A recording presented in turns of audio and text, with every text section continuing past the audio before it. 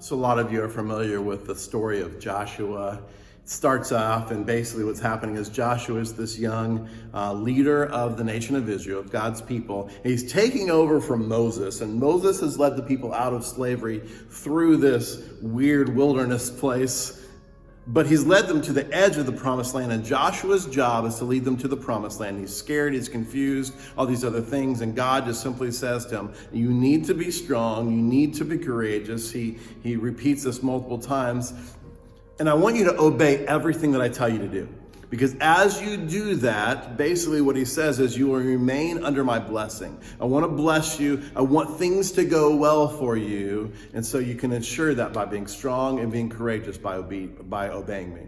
So Joshua does. And for the first 4 chapters or so of Joshua, there's a lot of preparation, a lot of obedience, a lot of hard steps that need to be taken before the first battles. But then chapter 5 comes along, and they're looking at this massive city of Jericho. And they're looking at the city, and Joshua decides to go near and kind of scout it out. And when he is scouting it out, in chapter 5, verse 13, it says, when Joshua was by Jericho, he lifted up his eyes and he looked, and behold, a man was standing before him with a drawn sword in his hand. And Joshua, being strong and courageous, went up to him and said, are you for us? Or are you for our adversaries? Why I'm reading this verse to you right now is because the guy's response is amazing, and it kind of isn't normal, it isn't expected. What the guy says in response to, are you for us or are you for our adversaries? He says, no. And Joshua's like, wait, which is it? Are you for us, my nation, or are you against my nation? Are you for God's people or are you against God's people? Because God's people do this and the guy says, no, I'm the commander of the army of the Lord. That's why I've come. And the angel had this odd response. I'm not for the people on the right.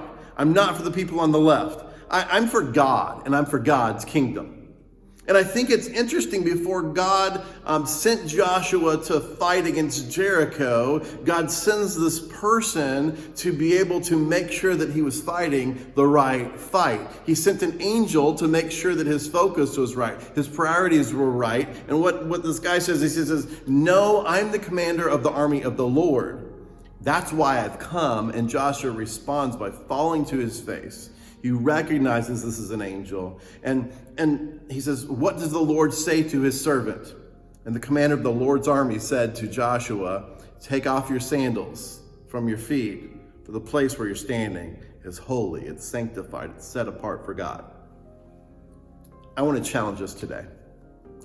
As Christians, you need to fight for certain things, but your fight must not be for the right, for the left. Our fight is not a divisive fight where we try to split people up and label people, because the labels are often wrong and the labels often distract us from the true fight. Your fight should always be for God's kingdom rather than any kingdom of this work. So maybe what we need to be doing, Christians, is to look around, to take off our sandals, to recognize that the ground that we are currently standing on is holy, and we need to join him where God is.